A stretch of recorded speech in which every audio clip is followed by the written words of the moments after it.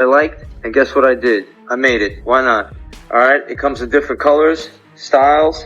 50, thank you for the inspiration. You're a true gentleman. You know what I'm saying? I'm sure you won't mind. And then the black diamond one. This is my favorite one. This is what you want. It's on TraxNYC.com. I don't know where 50 got his, but I know where I got mine. There is reportedly a jeweler in New York City's Diamond District who built a powerful name by moving pieces that critics say were never quite what they seemed. The allegations are explosive. Low-grade gold allegedly sold as something better. Celebrity-inspired designs recreated for profit, and famous faces used to push products those stars never approved, endorsed, or even knew existed. For years, almost nobody publicly challenged it. Then 50 Cent got wind of it, and everything changed. What followed was the kind of headline-grabbing chaos that sounds more like a streaming drama than real life. A $5 million federal lawsuit, a Diamond District fight that exploded across social media, 2 arrests, a man allegedly being spat on, and another moment involving someone reportedly being choked with his own chain. At the center of all of it was one name, TraxNYC. Before getting into the mayhem, it helps to understand why this story carried so much weight. TraxNYC was not some unknown operation trying to get attention out of nowhere. The man behind it, Maksud Agajani, better known as Trax, had built a flashy and highly visible jewelry brand in the middle of Manhattan's famed Diamond District at 64 West 47th Street, one of the most recognizable addresses in the business. That location matters because the Diamond District is where celebrity jewelry culture comes to life. It is where rappers shop, athletes spend big, and status gets measured in diamonds and custom gold. TraxNYC had become a serious presence there, backed by a massive online following and big-name visibility that made the brand feel established, trusted, and untouchable. Trax was hardly operating in obscurity. With millions of Instagram followers and a roster of celebrity associations that included names like Busta Rhymes, Kodak Black, and Mr. Beast, he had built the kind of public credibility most jewelers can only dream about. He even appeared in Uncut Gems, the nerve-shredding Adam Sandler film set in the jewelry world, playing a jeweler in a case of real life colliding with Hollywood. That kind of exposure gave the brand serious shine, but in the Diamond District, visibility can be both power and pressure. Everyone watches everyone, and image is often just as valuable as inventory.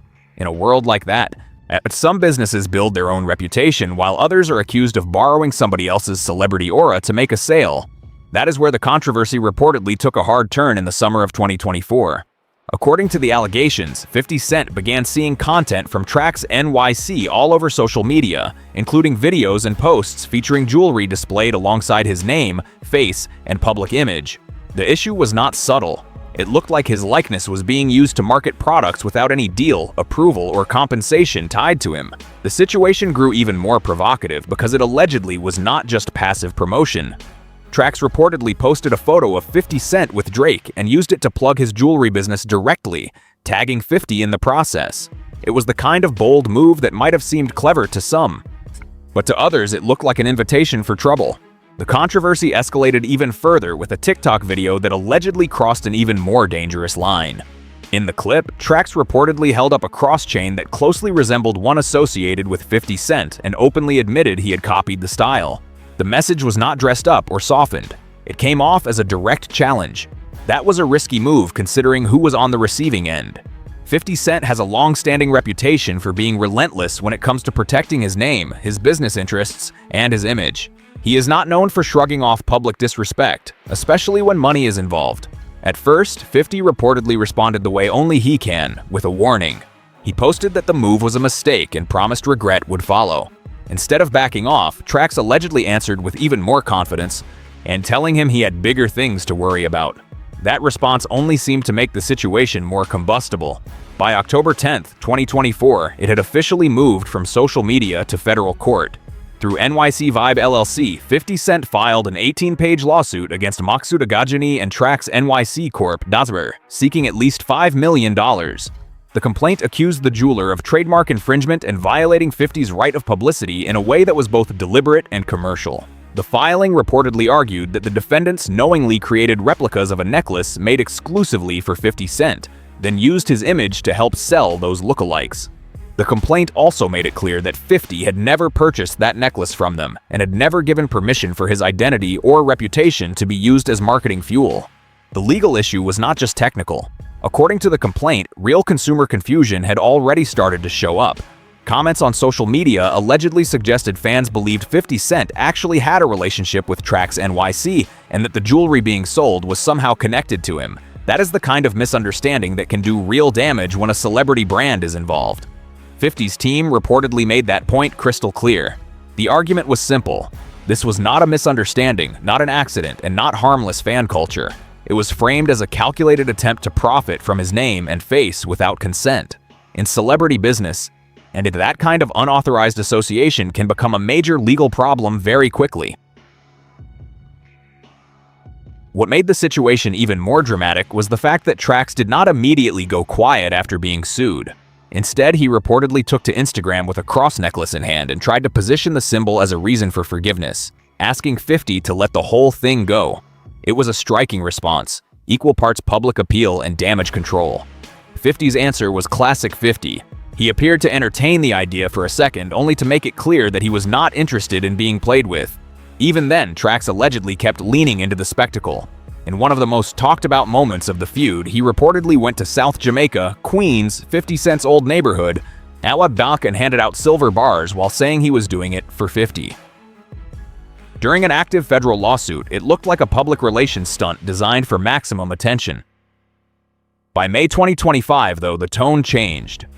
Agajani issued a formal apology, both online and at his storefront, acknowledging that he had used 50 Cent's name, image, and intellectual property without permission. The disputed content came down, regret was expressed, and 50 Cent ultimately dismissed the lawsuit once the record had been corrected. While that celebrity legal showdown was dominating attention, another controversy was quietly brewing in the Diamond District, and this one cut even deeper into the jewelry business itself. According to Agajani, the real scandal was not just about image rights or celebrity branding. It was about what customers were allegedly being sold behind the scenes. The Diamond District is not a single shop. It is a dense ecosystem of neighboring booths and competing sellers, all working side by side inside the same buildings and often chasing the exact same customers. In that environment, a strong reputation is currency. If clients come in asking for you by name, that kind of recognition can translate directly into business. Agajani alleged that a nearby operation, I Diamonds, run by brothers George I and Freddie I, had been intercepting customers who were specifically looking for TraxNYC. According to his account, when those customers asked for pieces they had seen on the Trax website, they were allegedly told the original was unavailable, but that something similar could be offered with the same gold, quality, and craftsmanship. Then came the allegation that changed the temperature of the story entirely. A customer allegedly brought Agajani a bracelet purchased for $22,000 after being told it was 14-karat gold with VVS quality. Agajani said he tested the bracelet on camera with the customer present and claimed the results showed it was actually 10-karat gold instead of 14-karat. That difference is not cosmetic. 14-karat gold contains substantially more pure gold than 10-karat gold, which means a serious gap in both quality and value. If someone pays premium money believing they are getting one grade and actually receives a lower one, the accusation is not just disappointment, it becomes a claim of fraud. Agajani did not present the situation as a one-time mix-up. He said this had allegedly happened more than once and suggested he had tolerated similar incidents before. That claim made the story much larger than a single bracelet or one unhappy customer. It raised the possibility that others may have purchased jewelry under false impressions and never thought to test what they bought. He publicly called out the competing business, saying the company had been pretending to be him, selling to his customer, and misrepresenting the gold. The accusation was blunt, emotional, and impossible to ignore. Suddenly, the conversation was no longer just about a jeweler with social media clout. It was about whether the Diamond District itself had a deeper trust problem hiding in plain sight. On January 1st, 2026, while most people were still recovering from New Year's Eve, Agajani posted video footage laying out his allegations. He showed the receipt, displayed the bracelet, and shared the gold test in a way that immediately grabbed public attention. The post reportedly racked up millions of views in a matter of hours. The next day, around mid-afternoon, he decided not to wait quietly for a response. With the bracelet in hand and cameras rolling, he walked back into the Diamond District and headed directly to the I Diamonds booth, demanding the full $22,000 he said the customer had paid. The confrontation was loud, emotional, and impossible for anyone nearby to miss. Video from the scene showed Agajani confronting staff face to face. accusing them of misrepresenting the bracelet and using his name in the process. Effort's security and neighboring jewelers quickly moved in as the tension rose. For a brief moment, it seemed as though the conflict might cool down. Instead, it reportedly got even worse. According to Agajani's account and the footage that circulated afterward, the clash exploded when one of the men at the booth allegedly spat directly in his face. That moment appeared to push the entire situation over the edge. What had started as a heated confrontation in a jewelry building suddenly turned into a full-on brawl in the middle of one of New York's most famous retail corridors. After the fight, Agajani posted hospital photos showing visible redness on his neck and a mark on his head. He claimed someone had tried to strangle him with his own chain and physically attack him during the melee. His posts described the incident in stark terms, accusing the men involved of spitting on him and trying to kill him. The NYPD responded, and when authorities sorted through the aftermath, George A. and Freddie A. were arrested and charged with assault. Images of the brothers in handcuffs quickly spread online, turning the local altercation into a full-scale internet spectacle. Soon, TraxNYC, A Diamonds, and the Diamond District itself were all being discussed across TikTok, Instagram, X, and Reddit. Agajani later spoke publicly about the incident during a live stream appearance, saying he should not have had to deal with being spat on or physically attacked. He also suggested that greed and arrogance had driven the whole situation off the rails. Just as importantly, he made it clear that in his view, the criminal charges would not be the end of it, and that civil action would likely follow. The deeper significance of that fight is what made so many people stop and pay attention. TraxNYC had built a brand closely tied to celebrity culture and aspirational luxury. If the allegation is true that another booth in the same building was using that reputation to help move inferior gold, then this was not just one ugly argument. It was a warning sign about how fragile consumer trust can be in that world. The implications stretch far beyond one customer and one bracelet. Fans often see artists showing off chains online and assume they can buy something from the same world, or at least something close to it. That celebrity connection creates demand, and demand creates opportunity for anyone willing to sell the look, whether or not the quality matches the image. Agajani's central claim was that customers believed they were buying into the same level of craftsmanship they associated with the celebrities featured on TraxNYC's social media. If someone paid $22,000 thinking they were getting 14-karat gold and instead walked away with 10-karat, the gap between image and reality becomes impossible to ignore. For their part, I Diamonds pushed back. They released CCTV footage that they said showed the customer visiting multiple booths in the Diamond District before arriving at theirs, suggesting the customer's version of events may not tell the entire story. They denied the fraud allegations, and as of now, those claims remain allegations rather than court-proven facts. Still, the surrounding facts are what kept the story burning. The receipt, the gold test, the viral confrontation, the arrests, and the threat of further legal action all gave the public plenty to focus on.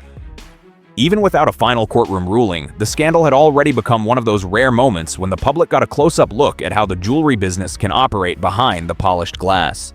There is also a striking irony at the center of it all. The same jeweler who had faced claims that he used 50 Cent's image without permission to help sell products was now claiming that someone else had used his own name and reputation to move allegedly inferior merchandise. In a celebrity-driven marketplace, brand power can be everything, and the same tactics used to build visibility can come back around in unexpected ways. The implications stretch far beyond one customer and one bracelet. Fans often see artists showing off chains online and assume they can buy something from the same world, or at least something close to it. That celebrity connection creates demand, and demand creates opportunity for anyone willing to sell the look, whether or not the quality matches the image. Agajani's central claim was that customers believed they were buying into the same level of craftsmanship they associated with the celebrities featured on TraxNYC's social media.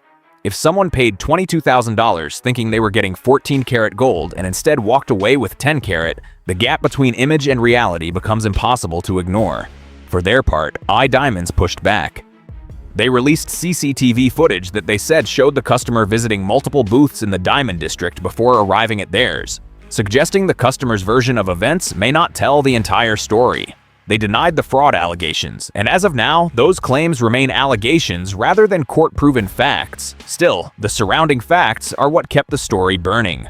The receipt, the gold test, the viral confrontation, the arrests, and the threat of further legal action all gave the public plenty to focus on. Even without a final courtroom ruling, the scandal had already become one of those rare moments when the public got a close-up look at how the jewelry business can operate behind the polished glass. There is also a striking irony at the center of it all. The same jeweler who had faced claims that he used 50 Cent's image without permission to help sell products was now claiming that someone else had used his own name and reputation to move allegedly inferior merchandise. In a celebrity-driven marketplace, brand power can be everything, and the same tactics used to build visibility can come back around in unexpected ways.